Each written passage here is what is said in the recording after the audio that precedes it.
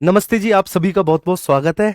और आशा करता हूं कि आप सभी बहुत अच्छे होंगे, बहुत शानदार होंगे, फर्स्ट क्लास होंगे, जबरदस्त होंगे, स्वस्थ और मस्त होंगे। चलिए, सब लोग अच्छे हैं, एक बार प्लीज बताएंगे।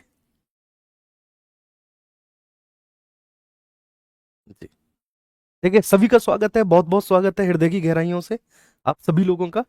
और जल्दी से आप सभी क्लास में आ जाएंगे। हालांकि आज सैटरडे को आपकी क्लास हो रही है, होती नहीं है, लेकिन आज मैंने आपकी क्लास लगाई है। मैंने कहा आज इनकी क्लास लगाते हैं बच्चों की। ठीक है। विशाल कुमार है, विशाल जी, वेरी गुड मॉर्निंग। भाई, जो लोग आ गए हैं वो एक बार कमेंट करके जरूर बताओ, है ना, कि भाई आपके नाम ले सकें हम। तो विशाल कुमार है, आपका बहुत बहुत स्वागत है विशाल जी। और वंश है, आकाश रजक है, आकाश जी आपका स्वागत है।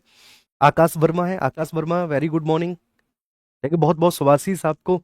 तो आज हम बात करेंगे जो कल के लेक्चर्स हुए हैं, ठीक है, उनसे आगे के बारे में आज हम चर्चा करेंगे। फिलहाल हम कर रहे थे पर्यावरणीय आंदोलनों को। ठीक है, और पर्यावरणीय आंदोलन तो हम देख चुके हैं, लेकिन उनसे संबंधित जो प्रमुख व्यक्तित्व हैं, हम उनके बारे में हम चर्चा करेंगे। ठीक है ना, आज उस चर्चा को हम आगे बढ़ाएंगे आज। जी हाँ,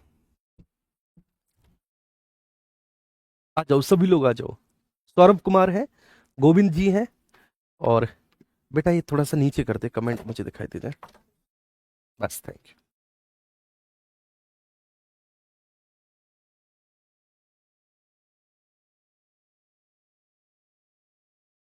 जी।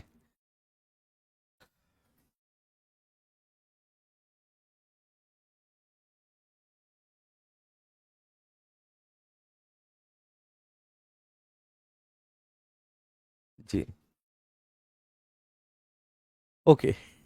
ठीक है प्रेजेंट एंड गुड मॉर्निंग। आइए स्टार्ट करते हैं, ठीक है, आज की क्लास को बहुत अच्छे से, एकदम शानदार तरीके से, और हर एक चीज को बहुत, ठीक है, बढ़िया तरीके से देखते हुए, ठीक है, चलेंगे। लक्ष्य दुबे, राधे राधे जी, नमस्ते, सभी को बहुत बहुत शुभाशीष। जी। मैं देख भी पा रहा हूँ आज, ठीक है, आज लोगों की संख्या कम है, क्योंकि उन्होंने सैटरडे को क्लास एक्सपेक्ट नहीं की थी कि सैटरडे को क्लास होगी। कोई बात नहीं, वो बाद में देख लेंगे, लेकिन सैटरडे की क्लास का जो उद्देश्य है, ठीक है, वो केवल ये है कि थोड़ा सा हम चीज़ों को और आज जो है ना समय लेते हुए समझने की कोशिश करेंगे, है ना। जी। हाँ, रजनीश जी, आपकी भी कमेंट पहुंचती है मेरे पास, आप सभी की कमेंट पहुंचती है मेरे पास, ठीक है। ओके। तो आगे बढ़ते हैं। हम बात कर रहे थे पर्यावरण संरक्षण के बारे में, है ना। पर्यावरण संरक्षण, संरक्षण एवं विभिन्न अवधारणाएं।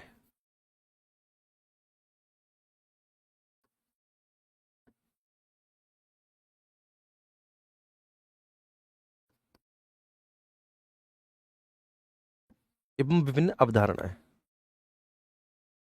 पर्यावरण संरक्षण एवं विभिन्न अवधारणाएं, तो इसके बारे में हम लोग चर्चा कर रहे थे। इसमें हमने जितने भी प्रमुख पर्यावरणीय आंदोलन हुए हैं, ठीक है, वो हमने पढ़ लिए।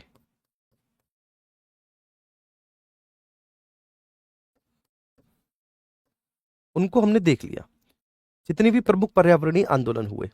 ठीक है, जैसे कि हमने सबसे पहले स्टार्ट किया था आपका, ठीक है, वहां पर हमने देखा था आपका विश्नोई आंदोलन, विश्नोई आंदोलन, उसको हमने समझा, विश्नोई आंदोलन को। हाँ, मैंने एक दो कमेंट्स देखे थे आपके टेलीग्राम ग्रुप में, और वो कमेंट्स कुछ इस तरह के से थे, ठीक है, जो मैंने टेलीग्राम ग्रुप में देखे, कि सर आप यूपी पीसीएस पढ़ाते रहे हैं। जी। आप यूपी पीसीएस पढ़ाते रहे हैं, तो आप यहाँ पर, ठीक है, थोड़ा सा जो है ना फैक्ट कम करा रहे हैं, फैक्ट थोड़ा सा आप कम लेकर आए हैं। तो मैं आपसे मेरे भाई ये बोलना चाहूंगा, ठीक है, इस रिलेशन में, कि फैक्ट बिल्कुल भी कम नहीं है, आपको बिल्कुल भी टेंशन लेने की जरूरत नहीं है फैक्ट के पॉइंट ऑफ व्यू से। ठीक है, टू बी ऑनेस्ट, मैं आपको ये बात बता रहा हूँ, जहां जितनी जरूरत है वहां पर मैंने उतने फैक्ट्स को शामिल किया है, जहां पर जितनी जरूरत है।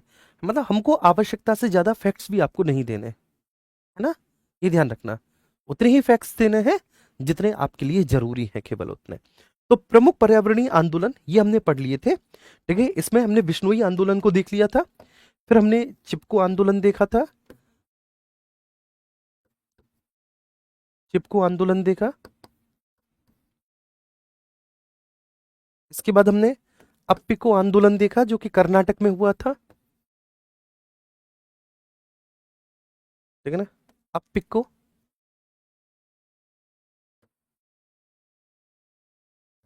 अप्पिको आंदोलन को भी हमने समझा, है ना। और ये आपके बहुत अच्छे से समझ में आ भी गया होगा। अप्पिको आंदोलन मतलब ये सारे आंदोलन यार आपने बहुत बेहतर तरीके से समझे जाने, ठीक है। और इसके बाद विश्नोई चिपको अप्पिको आंदोलन हो गया। फिर हम नर्मदा बचाओ आंदोलन, इसके बारे में चर्चा करेंगे, है ना। नर्मदा बचाओ आंदोलन भी हमने देखा,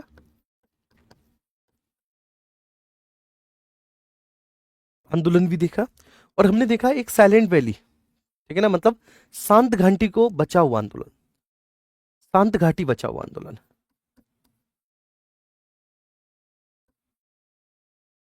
शांत घाटी बचाओ आंदोलन। इसको भी हमने समझा, इसको भी हमने जाना, शांत घाटी बचाओ आंदोलन को। अब आप मुझे बताएंगे, ठीक है, ये सारे आंदोलन हमने देख लिए थे जी बेटा, ये सारे आंदोलन हमने देख लिए थे, ठीक है ना। सभी प्रमुख आंदोलनों को हमने समझ लिया था। और ये आपको यहां पर ये भी समझना है, ठीक है, कि इनसे संबंधित जो प्रमुख व्यक्तित्व हैं, इनसे संबंधित प्रमुख व्यक्तित्व के बारे में हम लोग चर्चा कर रहे थे जो इस आंदोलन से संबंधित है। ओके, क्लियर है जी।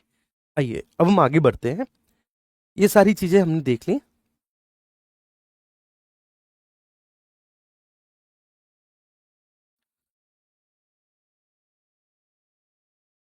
जी, डॉक्टर वंदना शिवा के बारे में हमने बात कर लिया था, ठीक है। आज हम प्रोफेसर माधव गौडगिल साहब के बारे में बात करेंगे। ये जो आपको दिखाई दे रहे हैं ये माधव गौडगिल साहब हैं, ठीक है। आप बहुत अच्छे से इनको देख पा रहे होंगे। प्रोफेसर माधव गौडगिल जो है, ठीक है, ये एक भारतीय पारिस्थितिकी विज्ञानी थे, मतलब ये आप कह सकते हैं कि इंडियन इकोलॉजिस्ट थे प्रोफेसर माधव गौडगिल साहब। और इंडियन इकोलॉजी के स्टडी में, इंडियन इकोलॉजी को समझने में, ठीक है, इनका बहुत बड़ा योगदान है। इन्होंने इंडियन इकोलॉजी को बहुत अच्छे से व्यवस्थित किया है और इंडियन इकोलॉजी को इन्होंने बहुत बड़े स्तर पर हमें, ठीक है, समझाया है। और इनका ये जो प्रयास है इंडियन इकोलॉजी में, ये अपने आप में अभूतपूर्व है, ठीक है, काफी ज्यादा इंस्पायर करने वाला है। जब आप माधव गौडगिल साहब को पढ़ोगे इनके बारे में, तब आप देखोगे कि इन्होंने कितने सारे काम किए और ये पर्यावरण के प्रति कितने ज्यादा जागरूक थे, ठीक है। जितना भी पर्यावरणीय संकट हो रहा है, ठीक है, इंफ्रास्ट्रक्चर डेवलपमेंट या फिर मानवीय गतिविधियों के कारण, ठीक है, उस पर इन्होंने एक बहुत गहरी चिंता व्यक्त की। इन्होंने बताया कि नहीं ये बहुत एक्चुअली जो है ना गलत है, तो वो सारी चीजें इन्होंने की और इसलिए इनका बहुत बड़ा नाम भी है मेरे प्यारे बच्चे। प्रिंसी आपका बिल्कुल, ठीक है। अब हम यहां पर देखेंगे, एक भारतीय पारिस्थितिकी विज्ञानी है, ठीक है। इन्होंने 3 क्षेत्रों में, ठीक है, बहुत प्रमुख कार्य किए। जनसंख्या जीव विज्ञान में, जिसको पॉपुलेशन बायोलॉजी कहेंगे, जनसंख्या जीव विज्ञान। दूसरा संरक्षण जीव विज्ञान, कंजर्वेशन बायोलॉजी। और तीसरा ह्यूमन इकोलॉजी, मानव पारिस्थितिकी। तो यहां पर इन्होंने इन क्षेत्रों में, 3 क्षेत्रों में इन्होंने बहुत बड़े स्तर पर काम किए हैं। 3 क्षेत्रों में इन्होंने बहुत बड़े लेवल पर काम किया, एक जनसंख्या जीव विज्ञान में, संरक्षण जीव विज्ञान में और मानव पारिस्थितिकी में। देखिए ये जाने इसलिए जाते हैं कि जो हमारा वेस्टर्न घाट है, पश्चिमी घाट है, तो ये पश्चिमी घाट पारिस्थितिकी विशेषज्ञ पैनल के चेयरमैन रहे, ठीक है, 2010 के आसपास। इसके बाद 2015 में इन्होंने अमेरिकी समुद्री जैविक विज्ञानी जिनका नाम था डॉक्टर जैन लुवेको, उनके साथ, ठीक है, मिलकर इनको एक प्रतिष्ठित टॉयलर अवार्ड है, वो प्रतिष्ठित टॉयलर अवार्ड से इनको सम्मानित किया गया जी, ठीक है, उस टॉयलर अवार्ड से इनको सम्मानित किया गया। ये बात 2015 की है ना। तो ये टॉयलर अवार्ड जो है वहां का बहुत प्रमुख अवार्ड है और इनको इससे सम्मानित किया गया था। लेकिन इनके साथ जो है वो, ठीक है, एक समुद्री जैविक विज्ञानी थे जिनका नाम था डॉक्टर जैन लुवेको, तो उनके साथ इनको दिया गया था। मैरीन बायोलॉजिस्ट थे, उनके साथ इनको दिया गया। यह पुरस्कार उन्हें यूएस, भारत एवं विश्व के अन्य देशों में संरक्षण और सतत विकास की नीतियों के विकास के नेतृत्व में दिया गया। फिर भारत सरकार ने इनकी उपलब्धियों को देखते हुए, ठीक है, उससे पहले ही 2006 में इनको पद्म भूषण पुरस्कार से सम्मानित भी किया था। चलिए, तो अब हम बात करते हैं, जैसे आप कहते हैं कि सर नोट्स, तो प्रोफेसर माधव गौडगिल आपने लिख लिया, माधव गौडगिल, मतलब ये सब आपको नहीं लिखना, line by line, line by line. और आपने जैसे कल भी मैंने बताया था माधव गौड़गिल, अब इनके बारे में जितनी भी प्रमुख बातें हैं आप लिख लेंगे। देखिए माधव गौडगिल, मैंने आपको बताया था कि इनका संबंध 3 क्षेत्रों से है। देखिए आप देखेंगे, नंबर फर्स्ट जनसंख्या जीव विज्ञान, संरक्षण जीव विज्ञान और मानव पारिस्थितिकी में इन्होंने बहुत बड़ा काम किया है। तो जनसंख्या जीव विज्ञान,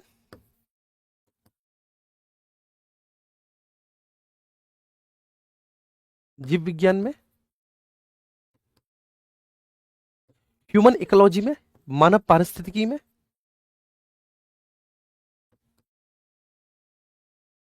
मानव पारिस्थितिकी में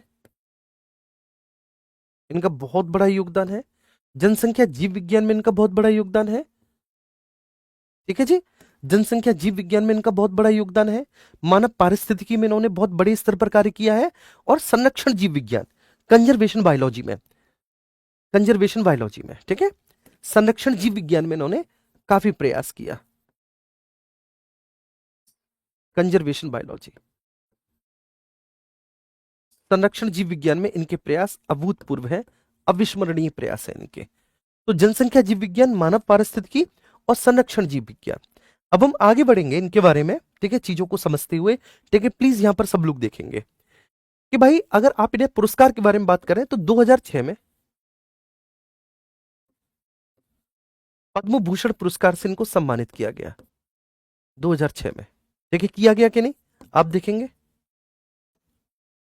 ठीक है, यहां पर मैंने बताया था आपको कि इसके बारे में शॉर्ट नोट्स आपको ये बताना है कि 2006 में इनको पद्म भूषण पुरस्कार से इनको सम्मानित किया गया, 2006 में।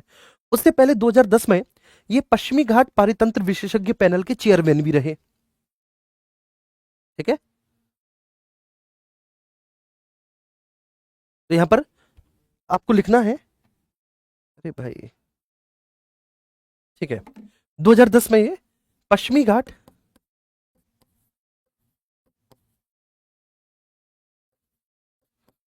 घाट जो पारितंत्र है, ठीक है ना, पश्चिमी घाट पारितंत्र विशेषज्ञ पैनल के चेयरमैन, विशेषज्ञ पैनल के ये चेयरमैन भी रहे। ओहो, एक सेकंड रुकना मेरे भाई। ठीक है, शॉर्ट नोट्स ऐसे बन जाएंगे। तो आप लोग कहते हो ना कि सर कैसे, तो भाई वो हम ऐसे बना लेंगे उनको, है ना। लेकिन यहां पर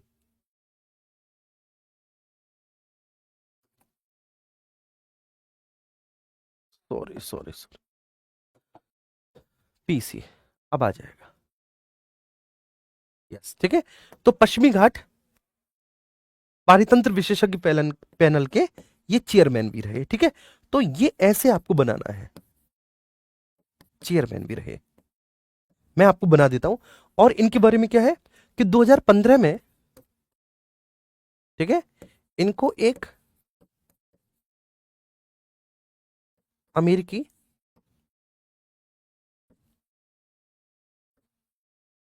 समुद्री जैव विज्ञानी विज्ञानी जिनका नाम था, क्या नाम था, बड़ा उल्टा सीधा सा नाम है, एक बार देख लेते हैं उनका, जैन, डॉक्टर जैन लुवेक्को के साथ मिलकर टॉयलर अवार्ड दिया गया। बहुत प्रतिष्ठित अवार्ड होता है टॉयलर अवार्ड, ठीक है ना, क्लियर है। तो जैन लुवेक्को के साथ, जॉन लुवेक्को के साथ इनको टॉयलर अवार्ड दिया गया, टॉयलर अवार्ड दिया गया, अवार्ड दिया गया। इसके अलावा, ठीक है, ये साहब जो है एक प्रतिष्ठित भारतीय, ठीक है, ये साहब ओवरऑल एक बहुत प्रतिष्ठित भारतीय पारिस्थितिकी विज्ञानी है, प्रतिष्ठित भारतीय पारिस्थितिकी विज्ञानी है।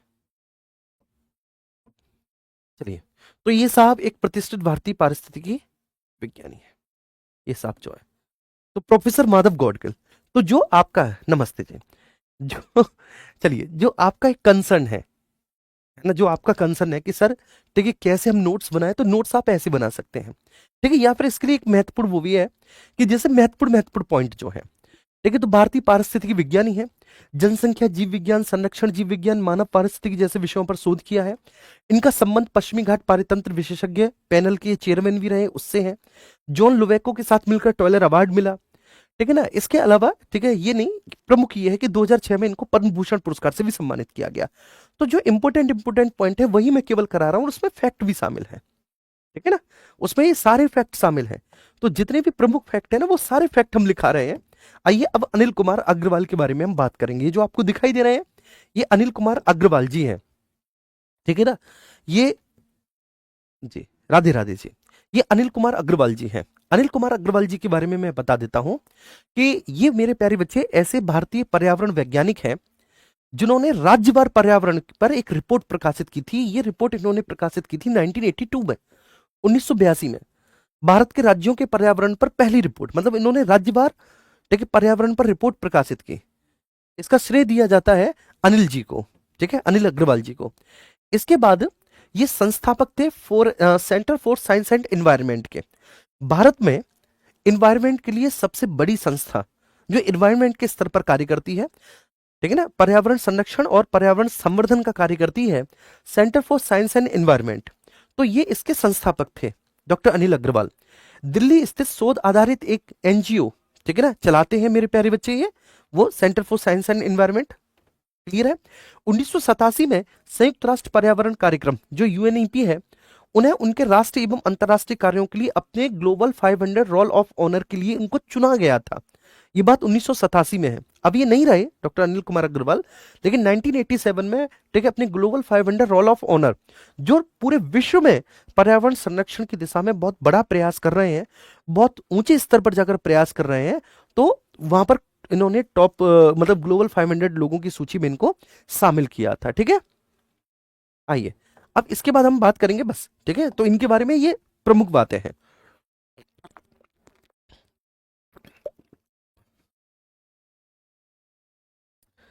तो इनके बारे में बात कर लेते हैं, ठीक है। अनिल अग्रवाल, अनिल अग्रवाल, अनिल अग्रवाल। अब वहां पर हमने क्या किया भैया, देखो जैसे प्रोफेसर माधव गौडगिल है, तो प्रोफेसर माधव गौडगिल के बारे में सब कुछ हमने ठीक है एक बार पढ़ लिया था, ठीक है, आपको भी बता दिया, ठीक है, कि ये पॉइंट्स हैं ये आपको याद करने हैं। और फिर से मैंने यहां पर आपको लिखवा दिया। ये क्यों मैंने करवाया आपको, कि जिससे कि आपको क्लास के क्लास में याद हो जाए, ठीक है। और अभी तक आपको जितने भी आंदोलन है, ठीक है, नर्मदा बचाओ आंदोलन, चिपको, अपिको या फिर साइलेंट वैली, और उस आंदोलन से संबंधित जो भी प्रमुख व्यक्तित्व हैं, ठीक है, आप पूरी ईमानदारी से बताना आपको एक क्लास के क्लास में याद हो गए होंगे। ये सारी चीजें आपने क्लास में याद कर ली होंगी। बस एक दो बार रिवीजन करने की आवश्यकता तो पड़ेगी। ऐसे ही अब जब से हम प्रमुख व्यक्तित्व महात्मा गांधी से हमने स्टार्ट किया, इंदिरा गांधी के बारे में भी देखा, ठीक है, इसके बाद फिर आगे हम ठीक है और भी प्रमुख व्यक्तित्व को देखेंगे। लेकिन अभी तक जितने भी, जैसे हमने चंडी प्रसाद भट्ट साहब को देखा, या फिर जितने भी अभी तक हमने प्रमुख व्यक्तित्व देखे, उनके बारे में जो भी मुख्य बातें हैं वो आपको क्लास के क्लास में याद हो गई होंगी। नहीं तो यदि आप एक बार रिवीजन करेंगे तो याद हो जाएंगी, ठीक है। तो प्रोफेसर माधव गौडगिल 2006 में पद्म भूषण पुरस्कार से सम्मानित किया गया, ठीक है ना। 2010 में पश्चिमी घाट पारितंत्र विशेषज्ञ पैनल के चेयरमैन। 2015 में अमेरिकी समुद्री जैव विज्ञानी, ठीक है, जैन लुवेक्को के साथ मिलकर इनको एक प्रतिष्ठित अमेरिकन अवार्ड टॉयलर अवार्ड से सम्मानित किया गया, टॉयलर अवार्ड से, है ना। और जनसंख्या जीव विज्ञान, मानव पारिस्थितिकी और संरक्षण जीव विज्ञान की दिशा में बहुत बड़ा प्रयास किया है, और ये प्रतिष्ठित भारतीय पारिस्थितिकी विज्ञानी है। अब ऐसे ही ठीक है हम अनिल कुमार अग्रवाल के बारे में देख लेते हैं, ठीक है। अनिल अग्रवाल, इन्होंने 1982 में, 1982 में इन्होंने भारतीय राज्यों की पर्यावरण रिपोर्ट प्रकाशित की, भारतीय राज्यों की पर्यावरण रिपोर्ट प्रकाशित की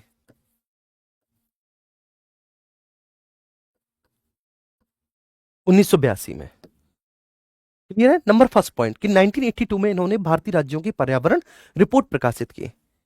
इसके बाद लेकिन 1987 में 1987 में एक बहुत प्रमुख पॉइंट मैंने आपको बताया था इनको, कि UNEP, united nation environment programme में इन्होंने, इन्वायरमेंट प्रोग्राम ने इनको अपने ग्लोबल 500 रोल ऑफ ऑनर के लिए चुना। ग्लोबल 500 रोल ऑफ ऑनर के लिए चुना यूएनईपी ने, यूनाइटेड नेशन एनवायरनमेंट प्रोग्राम ने global 500 role of honour, role of honour के लिए इनको चुना।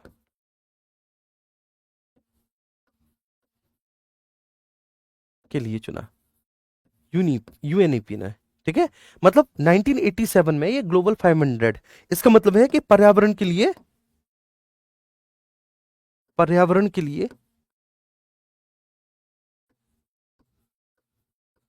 कार्य करने वाले टॉप 500 की सूची में ये शामिल थे। पर्यावरण के लिए कार्य करने वाले, ठीक है, टॉप 500 के व्यक्तित्व की सूची में से ये भी एक शामिल थे, इसलिए इनको रोल ऑफ ऑनर के अवार्ड से चुना गया था 1987 में। इनके बारे में centre for science and environment के संस्थापक, centre for science and environment के संस्थापक ये, centre of, centre for science and environment, centre for science and environment के संस्थापक सदस्य,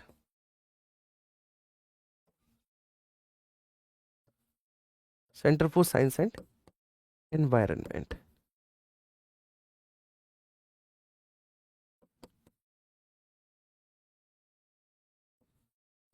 centre for science and environment के सदस्य। क्या मेरी बात समझ में आ रही है? क्लियर है मेरे प्यारे बच्चे? तो centre for science and environment के ये संस्थापक सदस्य, UNEP, united nation environment programme, ये सब मैं पढ़ाऊंगा आपको जी, ठीक है। ओके ओके, है ना, ये सब मैं पढ़ाऊंगा आपको, यूएनईपी, यूएनडीपी, ठीक है ना, ये सब कराना है आपको, टेंशन मत लो। तो इसके संस्थापक थे ये, इसके संस्थापक सदस्य थे।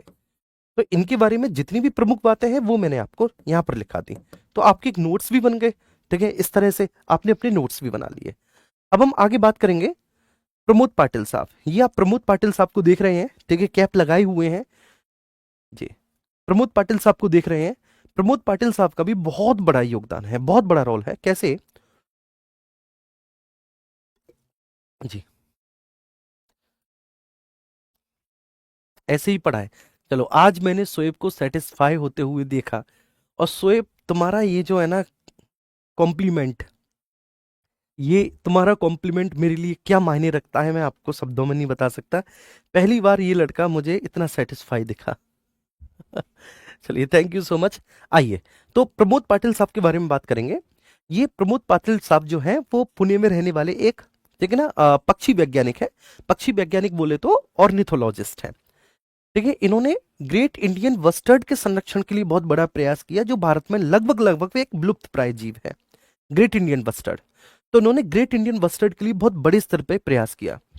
इन्हें रॉयल जियोग्राफिकल सोसाइटी लंदन के द्वारा एक बहुत प्रतिष्ठित विटली अवार्ड दिया जाता है, उससे सम्मानित किया गया। मतलब ये अपने आप में एक बहुत बड़ी बात है, ये अपने आप में एक बहुत बड़ी बात है, बहुत प्रमुख बात है कि इनको रॉयल जियोग्राफिकल सोसाइटी लंदन के द्वारा विटली अवार्ड से इनको सम्मानित किया गया।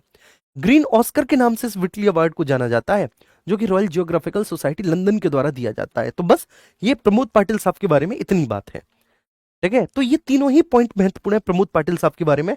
आप इनको लिख लेंगे, तो आप लिखेंगे प्रमोद पाटिल, प्रमोद पाटिल ऑर्निथोलॉजिस्ट है, मतलब पक्षी जीव विज्ञानी है, पुणे के रहने वाले,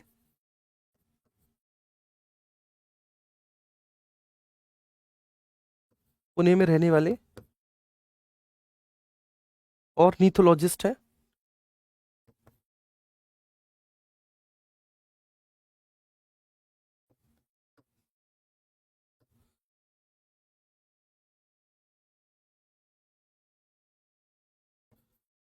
पक्षी जीव विज्ञानी है, पुणे में रहने वाले प्रमोद पाटिल साहब, ठीक है। इनको रॉयल सोसाइटी, सोसाइटी ऑफ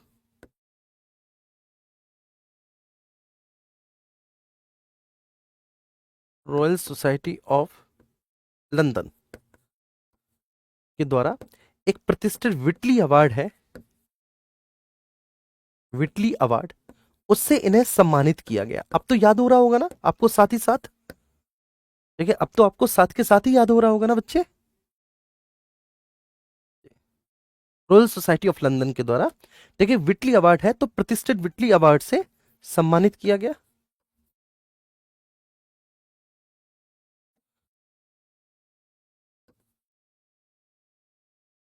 प्रतिष्ठित विटली अवार्ड से इनको सम्मानित किया गया। ठीक है मेरे प्यारे बच्चे, ये बात समझ में आ रही है। विटली अवार्ड, इस विटली अवार्ड को किस नाम से जानते हैं हम लोग, बताएंगे। ग्रीन, अभी तो मैंने बताया था, क्योंकि ये इन्वायरमेंट की दिशा में दिया जाता है।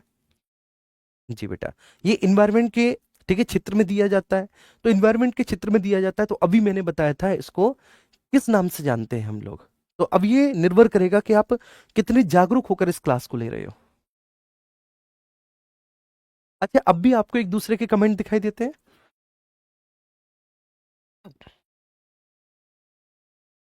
जी,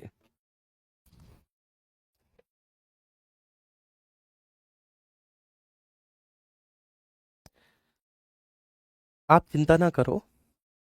देखिए धीरे धीरे जैसे जैसे क्लासेस होती चली जाएंगी, आपको ये लगेगा ही नहीं कि एक ऐसा विषय जो जीवन में आपने कभी नहीं पढ़ा इससे पहले। जी,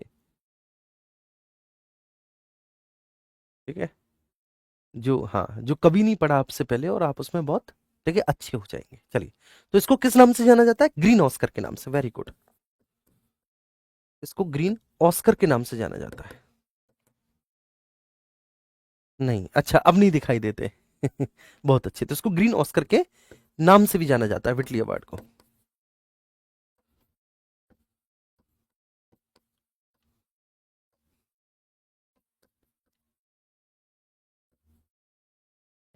ग्रीन ऑस्कर के नाम से इसको जाना जाता है। तो पुणे में रहने वाले ऑर्निथोलॉजिस्ट, पुणे में रहने वाले पक्षी जीव विज्ञानी, ठीक है, प्रमोद पाटिल, प्रमोद पाटिल, ठीक है। और ये पुणे में रहने वाले हैं, पक्षी जीव विज्ञानी हैं प्रमोद पाटिल साहब। ये हैंग हो गया बोर्ड बेटा, अभी रुको। तो इनको जो है विटली अवार्ड दिया गया, और ये अपने आप में बहुत बड़ी बात है। मतलब इन्होंने, ठीक है, पक्षी संरक्षण के लिए बहुत बड़ा प्रयास किया, और स्पेशली ग्रेट इंडियन बस्टर्ड के संरक्षण के लिए। तो पूछा जाएगा कि भाई इनका संबंध किससे है, प्रमोद पाटिल का, तो ग्रेट इंडियन बस्टर्ड के संरक्षण और संबंध से है इनका जो संबंध है। ओहो, मैं आपको इसलिए परेशान किया था ताकि मेरा नाम आपको याद हो जाए, आप अब कभी नहीं भूलोगे। तो बेटा ऐसा करते फिर। देखे ना, परेशान क्यों किया, फिर कुछ गाली फाली दे देते तो और अच्छे से याद हो जाता। नहीं भाई, ऐसा मत किया करो, ठीक है, नाम याद करने के लिए ऐसी ट्रिक मत अपनाया करो मेरे भाई। अरे यार, ये बेटा, ये हैंग हो गया, ये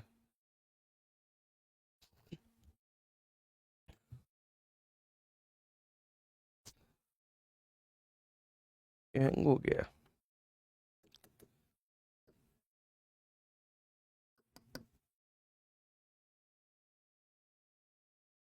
हाँ हाँ, ठीक है, अब सही हो जाएगा ये।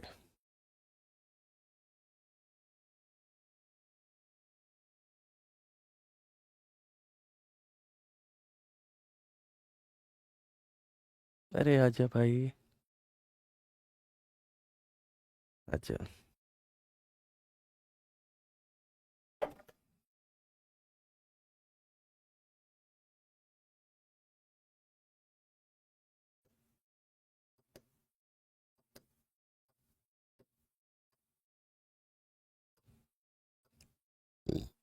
रुकेंगे एक सेकंड, है ना। C2,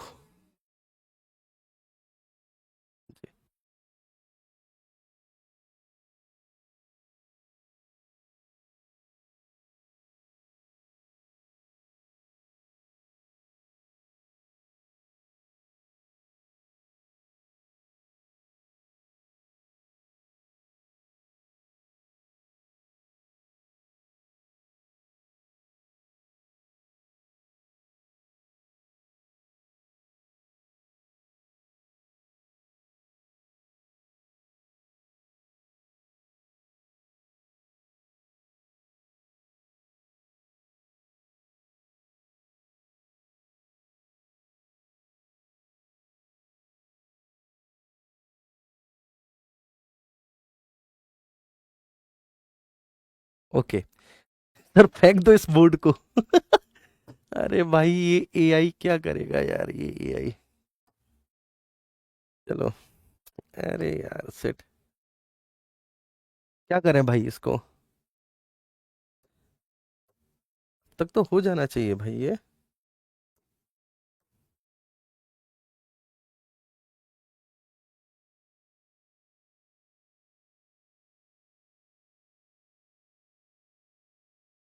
ठीक है, ठीक है, दोबारा से लगाते हैं इस फाइल को। हाँ जी, आ गई है फाइल हमारी, आ गई लौट के। एक बार इसको देखते हैं, ठीक है, आ जाने दो इसको।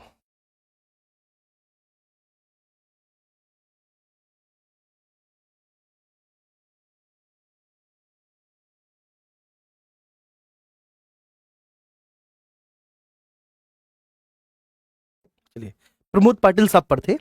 तो प्रमोद पाटिल साहब ने, ठीक है ना, मतलब इनको जो विटली अवार्ड दिया गया, ये विटली अवार्ड क्यों दिया गया? ग्रेट इंडियन बस्टर्ड के संरक्षण संवर्धन के लिए। ग्रेट इंडियन बस्टर्ड के संरक्षण संवर्धन के लिए।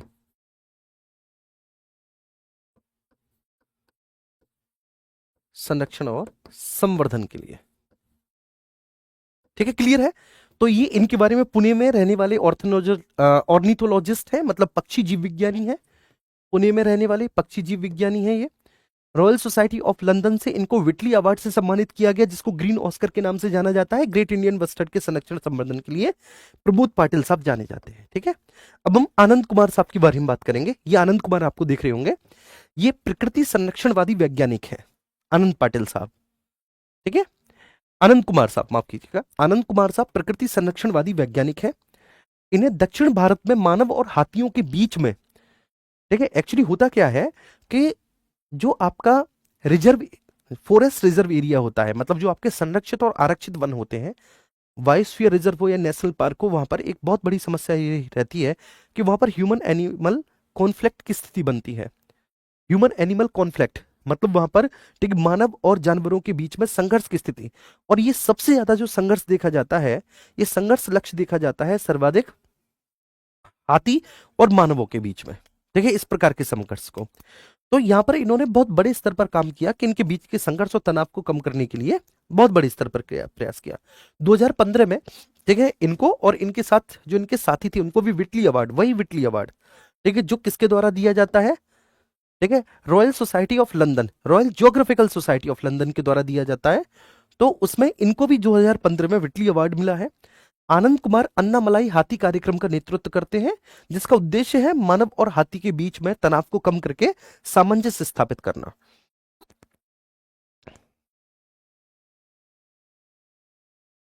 जी।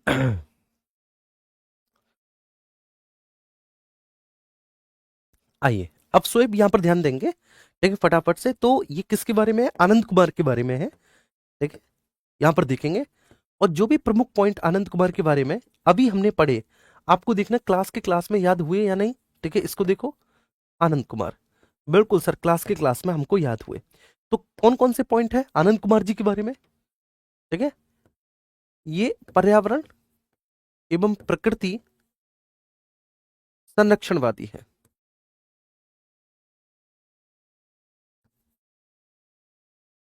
पर्यावरण एवं प्रकृति संरक्षणवादी है ये, संरक्षणवादी, ठीक है। दूसरा इनके बारे में, इनके, ठीक है, संदर्भ में जो बहुत विशेष बात है आनंद कुमार के साहब के बारे में, वो ये है कि 2015 में इनको विटली अवार्ड से सम्मानित किया गया। 2015 में विटली अवार्ड से सम्मानित किया गया। तो अब सवाल पैदा होता है कि भाई इनको विटली अवार्ड से सम्मानित क्यों किया गया, इसके पीछे के कारण क्या है इनको विटली अवार्ड से? तो इनके पीछे के कारण है कि इन्होंने, ठीक है, ह्यूमन एंड एनिमल कॉन्फ्लिक्ट पर काम किया, और स्पेशली उसमें मानव और हाथी संघर्ष पर काम किया, काम किया, ठीक है, उनके मध्य में तनाव कम करके सामंजस्य स्थापित किया। तनाव को कम करके उनके मध्य में, उन दोनों के बीच में सामंजस्य क्यों स्थापित किया, स्थापित किया, तनाव कम करके सामंजस्य स्थापित किया। अब देखो, जब बात सामंजस्य स्थापित करने की आती है तो यहां पर मैं एक बात और आपको बता देता हूं कि भाई हाथियों को तो समझाया नहीं जा सकता, ठीक है, हाथियों को तो समझाया नहीं जा सकता। समझाया किसको जा सकता है? इंसानों को समझाया जा सकता है, मानव को समझाया जा सकता है। तो इसलिए इन्होंने जो है ना, मानव में जागरूकता फैलाई, जागरूकता फैलाई इन्होंने, इस दिशा में प्रयास किया। और इन्होंने इंसानों में जागरूकता फैलाई जिससे कि वो मानव हाथी संघर्ष कम हो सके, मानव हाथी संघर्ष को रोका जा सके। और इनका जो संबंध है वो अन्नामलाई, अन्नामलाई श्रेणी है दक्षिण भारत में। आप देखेंगे तो वहां पर आपको नीलगिरीश के साउथ में, पश्चिमी घाट में नीलगिरी के दक्षिण में एक अन्नामलाई रेंज देखने को मिलेगी। तो वहां पर इन्होंने अन्नामलाई हाथी परियोजना में काम किया। जो अन्नामलाई हाथी कार्यक्रम है ये उससे संबंधित रहे, अन्नामलाई हाथी कार्यक्रम से ये संबंधित रहे, संबंधित रहे। ठीक है जी, क्लियर है, ये बात आई समझ में। आनंद कुमार जी के बारे में भी हमने सब कुछ यहां पर देख लिया। अब हम बात करेंगे माइक पांडे। ये माइक पांडे है। माइक पांडे ने अपने कैरियर की शुरुआत वन्य जीवों पर फिल्म बनाने से की थी। लेकिन माइक पांडे साहब वन्य जीवों पर फिल्म बनाने से इन्होंने अपने कैरियर की शुरुआत की। बेसिकली ये आप कह सकते हैं एक तरह के फिल्म डायरेक्टर थे माइक पांडे। इन्होंने वेल, जो वेल होती है ना, उस पर सोर्स ऑफ साइलेंस नामक एक फिल्म का निर्माण किया। वहां से ये सुर्खियों में आए। जब इन्होंने वेल पर सोर्स ऑफ साइलेंस नामक फिल्म की रचना की, उस फिल्म को बनाया, तो वहां से फिर ये बहुत ज्यादा पॉपुलर हो गए, सोर्स ऑफ साइलेंस से। देखिए, सरकार पर अपनी फिल्मों के माध्यम से सतत विकास के साथ समृद्धि एवं जीव जंतुओं के संरक्षण संबंधी कार्य करने के लिए लगातार दबाव भी बनाते रहे अपनी फिल्मों के माध्यम से सरकार पर कि वो वाइल्ड लाइफ पर ध्यान दे, है ना। तो इसलिए अपनी फिल्मों के माध्यम से सतत विकास, जिसको कहेंगे हम लोग बच्चे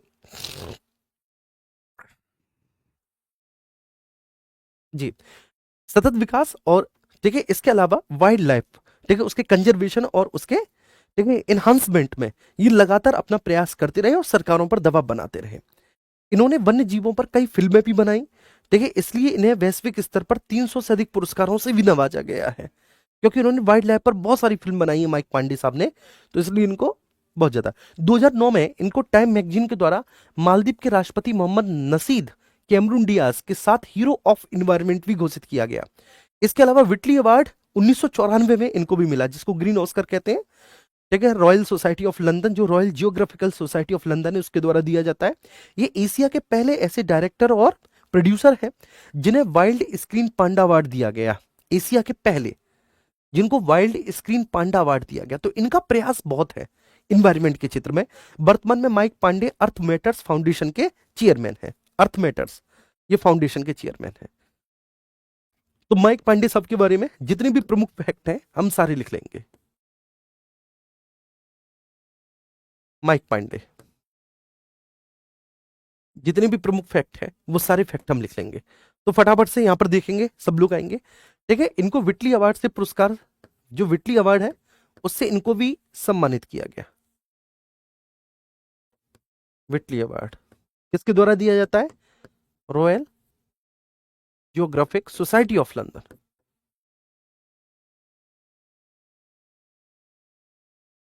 royal geographic society of London,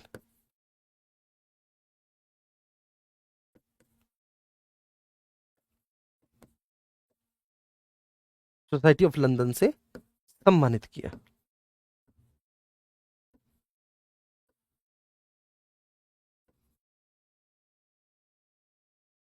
ठीक है, विटली अवार्ड। चलिए इसके अलावा, ठीक है, ये कब से सुर्खियों में आए? जब इन्होंने सोर्स ऑफ साइलेंस,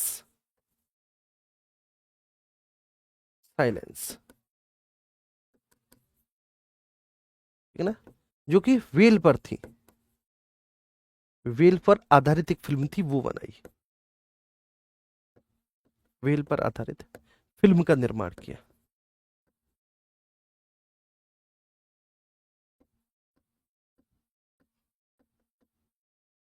वेल पर आधारित फिल्म का निर्माण किया, तब से ये सुर्खियों में आए। चलिए, ये लगातार वन्य जीवों के संरक्षण, संवर्धन और सतत विकास के लिए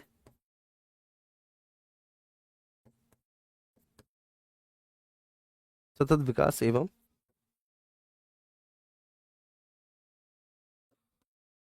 वन्य जीवों के संरक्षण, संवर्धन के लिए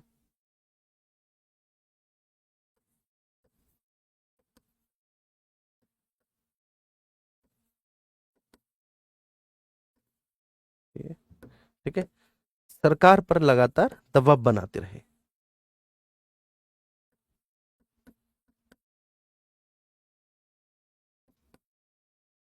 सरकार पर लगातार दबाव बनाते रहे अपनी फिल्मों के माध्यम से कि भाई सरकार को ठीक है वन्य जीवों के संरक्षण और संवर्धन में प्रयास करना चाहिए, बनाते रहे लगातार।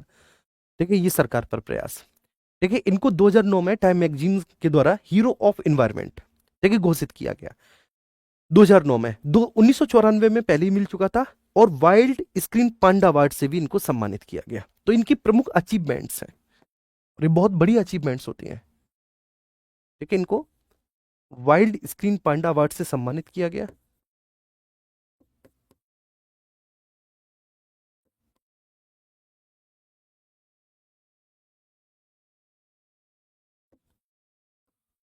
वाइल्ड स्क्रीन पांडा अवार्ड से सम्मानित किया गया इनको।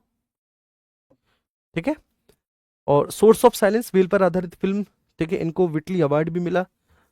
ठीक है, और ठीक है आ, एक और अवार्ड इनको मिला था यार, जो मालदीव के राष्ट्रपति के साथ मिला था, हीरो ऑफ एनवायरनमेंट 2009 में टाइम मैगजीन के द्वारा।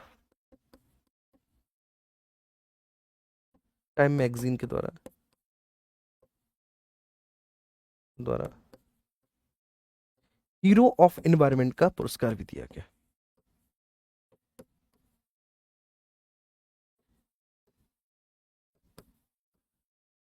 हीरो ऑफ एनवायरनमेंट का पुरस्कार दिया गया। तो ये इनके अचीवमेंट्स हैं। बाकी का तो इनको बहुत सारे अवार्ड्स मिले हैं। ठीक है, इनको बहुत सारे अवार्ड्स मिले हैं, लेकिन ये इनके अचीवमेंट है। एक बार आप इनके अचीवमेंट्स को रिवाइज करो। विटली अवार्ड, जो कि royal geographical society of London, इस विटली अवार्ड को किस नाम से जाना जाता है? Green Oscar. ठीक है, ये तो हालांकि हम पहले भी पूछ चुके हैं। ग्रीन ऑस्कर के नाम से भी विटली अवार्ड को जाना जाता है, पहले भी पूछ चुके हैं। सोर्स ऑफ साइलेंस, वेल पर आधारित फिल्म का निर्माण किया, लगातार सरकार पर दबाव बनाते रहे। वाइल्ड स्क्रीन पांडा अवार्ड, ठीक है, पहले ऐसे एशियाई हैं जिनको वाइल्ड स्क्रीन पांडा अवार्ड से सम्मानित किया गया, और 2009 में टाइम मैगजीन के द्वारा हीरो ऑफ एनवायरनमेंट का इनको पुरस्कार भी मिला। क्लियर है? एक बार थम्स अप करेंगे सब लोग। ये बात समझ में आई सभी को?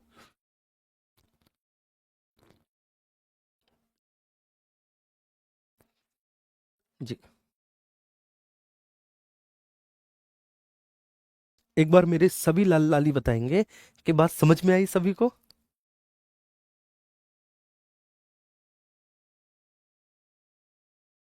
बताइएगा।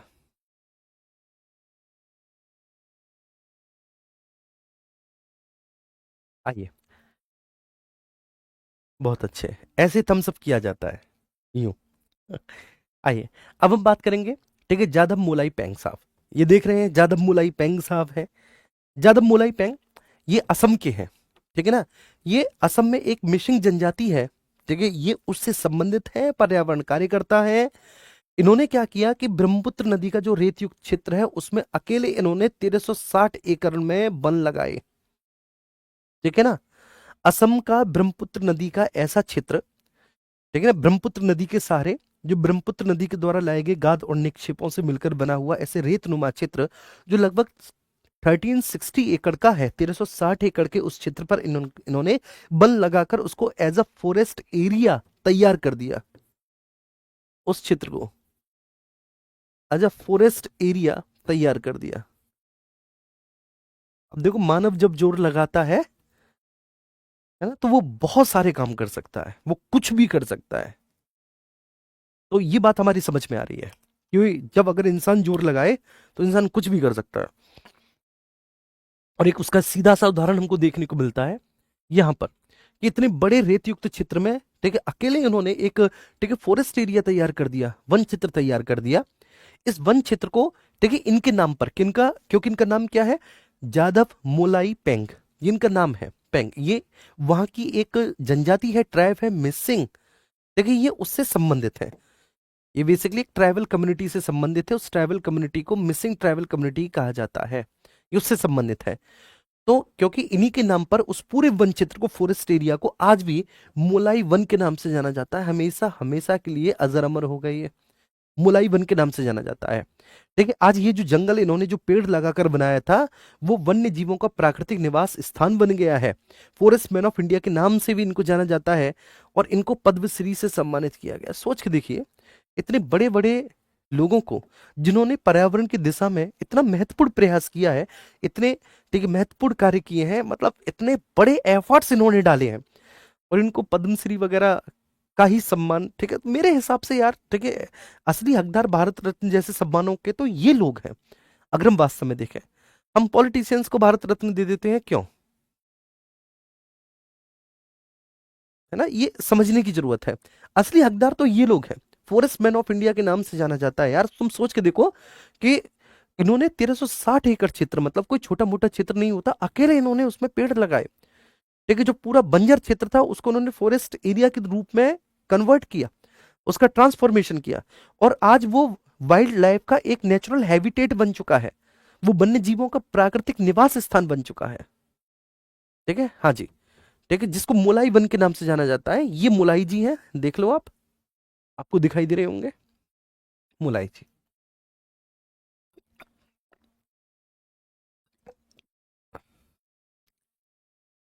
सर आप इन्वायरमेंट पढ़ाकर भी प्लास्टिक की बोतल में पानी पी रहे हैं। आप प्लास्टिक की बोतल को बनवाना बंद कर दो, हम पानी पीना बंद कर देंगे। ठीक है, उसमें क्या करें यार। इन्वायरमेंट।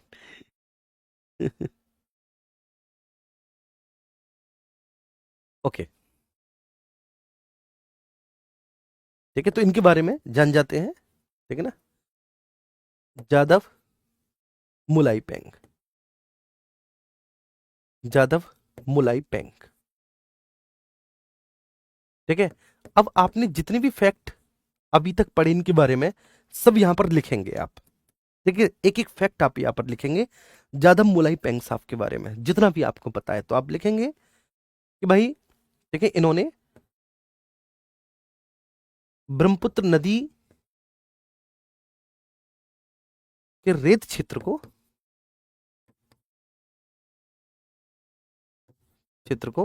जो कि 1360 एकड़ का था, एकड़ का था, उसको वन क्षेत्र में परिवर्तित कर दिया, उसको वन क्षेत्र में परिवर्तित कर दिया।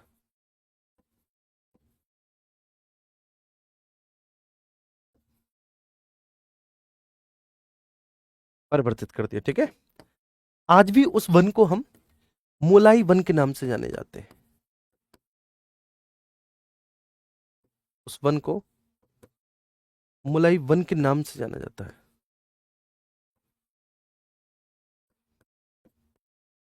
मोलाई वन के नाम से जाना जाता है उस वन को।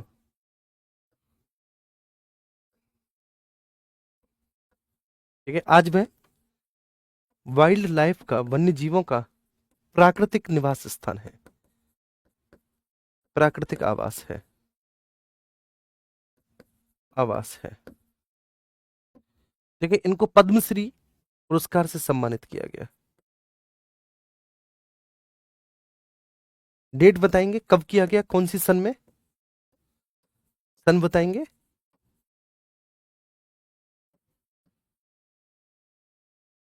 सम्मानित किया गया। ठीक है, और इनको फॉरेस्ट मैन ऑफ इंडिया के नाम से जाना जाता है।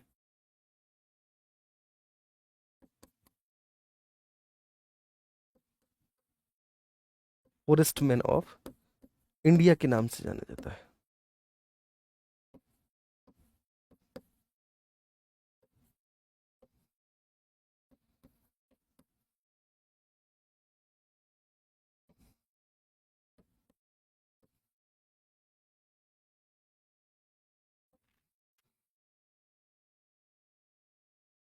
जी, ठीक है कपिल, ओके। अब नहीं पियेंगे प्लास्टिक की बोतल में पानी। और बताओ भाई।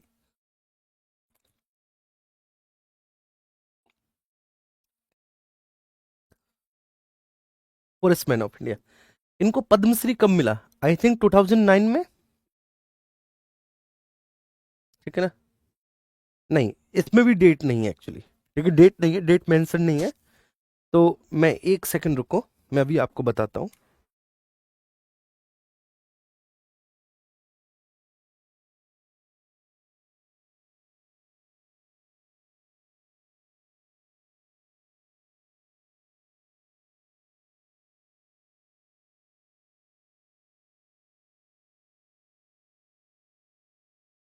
नमस्ते भैया,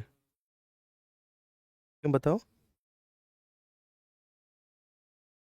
अच्छा, बस थोड़ी सी देर जी।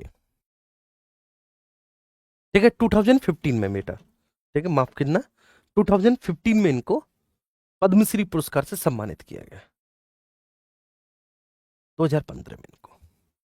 जादव पोलाई, सॉरी, जादव मोलाई पेंग साहब को। आगे चलते हैं। ये है नॉरफेल साहब, ठीक है, आपको दिख रहे होंगे, नॉरफेल है, इनका पूरा नाम है चिवांग नॉरफेल। देखिए, ये कुछ ऐसे अनसंग हीरो हैं, ये ऐसे अनसंग पर्सनैलिटीज हैं, ठीक है, जिनके बारे में हमें कभी पढ़ाया नहीं गया, हमें कभी बताया नहीं गया, या फिर जो सुर्खियों में नहीं रहे, और इनके बारे में हमें पढ़ना और समझना चाहिए भाई। ठीक है, पर्यावरण संरक्षण में, प्रकृति के संरक्षण में इनका जो योगदान है, ठीक है, स्वाभाविक सी बात है यार, इनके योगदान को हमें समझना चाहिए। सर, आप अपनी क्लासेस को लेकर बहुत डेडिकेटेड रहते हैं। जी हाँ, ये तो है। चलिए, एक सिविल इंजीनियर है और इन्हें आइसमैन के नाम से जाना जाता है, ठीक है, क्योंकि इन्होंने लद्दाख में बहुत बड़े स्तर पर कार्य किया है। जैसे कि सोनम वांगचुक साहब हैं, ठीक है, उन्होंने भी क्या है कि ग्लेशियर्स के पिघलने से बचाने के लिए, देखिए, इन मैन मेड तरीके से, कृत्रिम तरीके से इन्होंने जो है ना ग्लेशियर्स का कंजर्वेशन किया, उनका संरक्षण किया कि उनको बहुत तेजी से पिघलने से बचाया जा सके, है ना। तो इस दिशा में इन्होंने भी प्रयास किया, इसको कहते हैं कृत्रिम ग्लेशियर बनाना, आर्टिफिशियल ग्लेशियर्स का निर्माण करना। तो नॉरफेल साहब जो हैं वो एक सिविल इंजीनियर हैं, आइसमैन के नाम से जाना जाता है। इन्होंने भारत के अत्यंत ठंडे एवं उच्च क्षेत्रों में, हाई एल्टीट्यूड वाले रीजन्स में कृत्रिम ग्लेशियर का निर्माण किया, लेह लद्दाख, और वहां पर कृत्रिम ग्लेशियर का निर्माण करके पानी की समस्याओं को कम किया उन क्षेत्रों में इन्होंने, ठीक है ना। और कृत्रिम ग्लेशियर्स वहां पर ग्राउंड वाटर को बढ़ावा देते हैं, सिंचाई के मौसम में पर्याप्त मात्रा में पानी भी उपलब्ध कराते हैं। इनको जमनालाल बजाज अवार्ड और पद्मश्री पुरस्कार अवार्ड से भी सम्मानित किया गया। देखिए, इनके कृत्रिम ग्लेशियर्स के ऊपर एक फिल्म भी बनी है, एक डॉक्यूमेंट्री, जिसको कहा जाता है व्हाइट नाइट। व्हाइट नाइट, देखिए, एक डॉक्यूमेंट्री बनी है, इसको व्हाइट नाइट कहा जाता है, इस डॉक्यूमेंट्री को। क्लियर है? तो इनके बारे में खुद आप लिख लेंगे, नॉरफेल साहब के बारे में, या मैं लिखाऊं?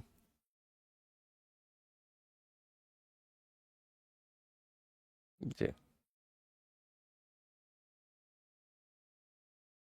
देखिए, इनके बारे में ऐसे आप स्वयं नोट्स बना लेंगे। क्या क्या है? आइसमैन ऑफ इंडिया के नाम से, इनफैक्ट जिसको फॉरेस्ट मैन, जिसको आइसमैन, ठीक है, जिसको वाटरमैन, है ना, इस तरह के नाम से जिसको जाना जा रहा है, वो तो आपको याद होनी चाहिए, क्योंकि एग्जाम में ऐसे पूछ सकता है। ठीक है, इस तरह से पूछ सकता है। एक तरफ लिख दिया उसने Waterman of India, Waterman of India. एक तरफ लिख दिया forest man of India, forest man of India. एक तरफ लिख दिया ice man of India, ice man of India. और एक और मैन आया है यार, मैं उसे भूल रहा हूँ। फॉरेस्ट मैन जादव मोलाई पेंग साहब है, फॉरेस्ट मैन।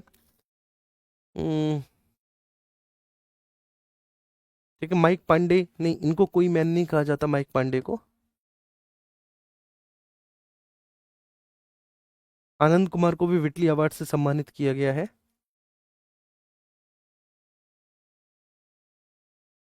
हाँ, एक वर्ड मैन, यस, याद आ गया बेटा, एक word man of India, word man of India. अब आप बताएंगे। देखिए, जब इस तरह का पूछा जाए आपसे, और कहा जाए कि आप बस जी, और आपसे पूछा जाए कि आप इन्हें करेक्टली मैच कीजिए, तो वाटर मैन ऑफ इंडिया कौन होंगे? मुझे जल्दी से बताएंगे। फॉरेस्ट मैन ऑफ इंडिया कौन होंगे? बोलेंगे? वाटर मैन ऑफ इंडिया कौन है? देखिए, हमने पढ़ाया था वाटर मैन ऑफ इंडिया, आपको फॉरेस्ट मैन ऑफ इंडिया ये भी बताया था, आइस मैन ऑफ इंडिया भी बताया था, वर्ड मैन ऑफ इंडिया भी बताया है। वर्ड मैन इंडिया से स्टार्ट कर देते हैं, डॉक्टर सलीम अली, डॉक्टर सलीम अली, ये वर्डमैन ऑफ इंडिया है,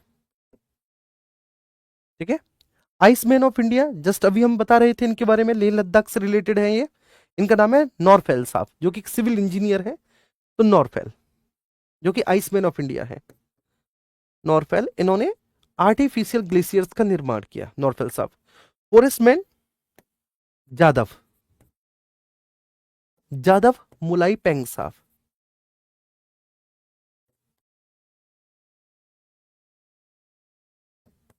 जादव मुलाई पेंग साहब, ठीक है।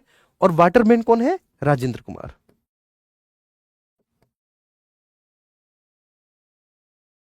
राजेंद्र कुमार, ये वाटरमैन है, ठीक है। राजेंद्र सिंह, हाँ राजेंद्र सिंह, ठीक है, ये वाटरमैन है, राजेंद्र सिंह। तो इस तरह के प्रश्न, ठीक है, आपको तैयार रखने हैं अपने लिए, ऐसे प्रश्न आपको तैयार रखने हैं। दूसरा यहां से प्रश्न कैसे बन सकता है, आप लोग पूछते हो, एक तरफ लिख देगा अवार्ड और दूसरी तरफ लिखेगा उनसे संबंधित व्यक्ति और आपसे कहेगा कि करेक्टली मैच कीजिए। जैसे विटली अवार्ड हो गया, विटली अवार्ड रख दिया, पद्म भूषण लिख दिया, पद्मश्री लिख दिया और फिर व्यक्तित्व लिख दिया, ठीक है, पर्सनैलिटीज, और आपको सही मिलान करना है, करेक्टली मैच करना है, ठीक है। सन का पूछा जाना बहुत रेयर हो जाता है, तो इतना अंदर नहीं घुसना। और जितने फैक्ट हो सकते हैं, पता है, एक व्यक्तित्व के बारे में मैं उतने फैक्ट आपको बता रहा हूं, इससे ज्यादा फैक्ट आपको याद करने की भी आवश्यकता नहीं है। ये आप में थोड़ी सी गलत फहमी है कि सर बहुत ज्यादा फैक्ट याद करने हैं, नहीं, बहुत ज्यादा फैक्ट याद नहीं करने। अब देखिए सोनम वांगचुक साहब है, ठीक है, एक बहुत प्रमुख इन्वायरमेंटलिस्ट, ये लेह लद्दाख से संबंधित है। और आपको पता है कि अभी जो है ना, लेह लद्दाख को इन्होंने, ठीक है, एक जनजातीय क्षेत्र के रूप में स्थापित करने के लिए छठवीं अनुसूची के अंतर्गत बहुत बड़े स्तर पर इन्होंने वहां पर आंदोलन किया और इनको जेल में भी डाला गया था। फिलहाल तो इनको छोड़ दिया गया है आई थिंक, लेकिन ये बहुत बड़े पर्यावरणविद हैं, इन्होंने बहुत बड़े स्तर पर लेह लद्दाख में प्रयास किए हैं। लेकिन कई बार ऐसा होता है कि देश की एकता और अखंडता को सुनिश्चित करने के लिए, ठीक है, देश की एकता और अखंडता को बनाए रखने के लिए ऐसे कई हार्ड डिसीजन सरकार को लेने होते हैं, ठीक है, जो कि जरूरी होते हैं। लेकिन वहां पर इन्वायरमेंटलिस्ट जो होते हैं वो तो बस केवल प्रकृति को ध्यान में रखते हैं, कि उनको बस ये लगता है कि भाई प्रकृति को नुकसान हो रहा है, ठीक है, इनके इस प्रोजेक्ट से। लेकिन सरकार का, ठीक है, सभी चीजों को उन्हें देख कर चलना पड़ता है, ठीक है। वो नेशनल यूनिटी भी देखेंगे, ठीक है, इंटीग्रिटी भी देखेंगे, वह बेसिकली ये भी देखेंगे कि सामरिक स्तर पर, रणनीतिक स्तर पर ये क्षेत्र कैसा है। अगर ये संवेदनशील क्षेत्र है, सेंसिटिव रीजन है, तो वहां पर वो आर्मी को भी डिप्लॉय करेंगे, ह्यूमन एक्टिविटी को थोड़ा सा कम करेंगे। तो ऐसी सारी बहुत सारी चीजें होती हैं, है ना। जी, ओके। तो फिर यहाँ पर हम सोनम वांगचुक साहब को मंडे को देखेंगे, ठीक है। अभी बस एक क्लास और होगी, इसमें थोड़ा सा हमें स्पीड बढ़ानी पड़ेगी, हमारी स्पीड थोड़ी सी स्लो है, ठीक है। वैसे हो जाना चाहिए था। सोनम वांगचुक साहब है, उसके बाद मधु भटनागर जी हैं, फिर तिलक विज साहब आएंगे, इसके बाद आपका वनाट वाला है विली अर्जन सिंह। विली अर्जन सिंह की कहानी बड़ी इंटरेस्टिंग है। ये जो विली अर्जन सिंह आप देख रहे हो, ठीक है, मैं हालांकि मंडे को पढ़ाऊंगा, अभी मैं एक मोटा मोटा ओवरव्यू देके जा रहा हूँ। पहले शिकारी थे ये, ठीक है, और ऐसा हृदय परिवर्तन हुआ, फिर वन्य जीवों के संरक्षण के लिए सबसे ज्यादा प्रयास करने लगे, सौगंध ले ली कि एक भी वन्य जीव नहीं मारा जाएगा। और पहले खुद अव्वल नंबर के शिकारी थे विली अर्जन सिंह, ठीक है, नाम ही आप देख लो, ठीक, नाम ही कहा जाता है विली अर्जन सिंह, ठीक है। ये चंडी प्रसाद भट्ट है, आप जानते हैं चंडी प्रसाद भट्ट साहब का संबंध किससे है? चिपको आंदोलन से है, जो कि उत्तराखंड में चमोली डिस्ट्रिक्ट में हुआ था। ये चंडी प्रसाद भट्ट है, ठीक है। नहीं, कल क्लास नहीं होगी, संडे को नहीं, ठीक है, फिर हम मंडे को मिलेंगे। तब तक आप इसे अच्छे से रिवीजन करें बढ़िया तरीके से। और जो मैंने, ठीक है, एक बार पढ़ाने के बाद जो शॉर्ट नोट्स आपके बनवाए हैं उस तरह से, तो आप यहाँ पर एक बार रीड आउट भी करें और शॉर्ट नोट्स का यूज करें और बार बार रिवीजन करके उनको याद करें, ठीक है।